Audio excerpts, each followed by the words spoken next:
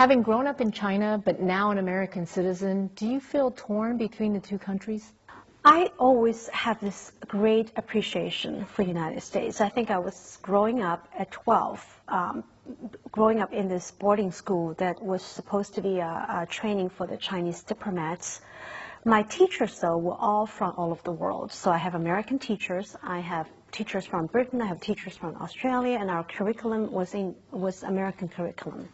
So I don't have so much of a culture shock when I went to the U.S. And instead, I found that just like anyone else going to the U.S. for the first time, you could choose to just get along with the people like yourself, or you can reach out and see what you can make out of the situation. And I think I'm a very outgoing person. You know, I get along with everybody.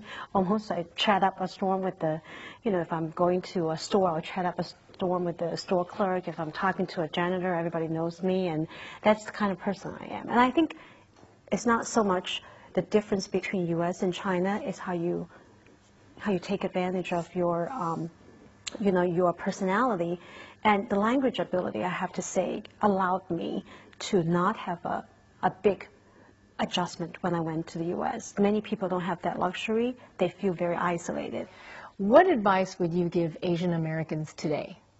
I think the recommendation is to think more outward, reach out to other people, and participate in everything, in every part of the culture, the political, charity work, as well as business, which they're very active in.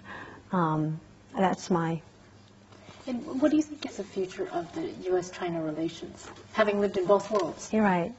Well, I think it's a very tough situation because I think that sometimes, you know, I happen to believe in the things that we talk about, which is if we have the kids of both countries able to travel and experience the culture firsthand when they were young, before things get set in their mind about other culture, then there's a lot less chance for people to start very much, you know, gaining a harsh attitude towards each other.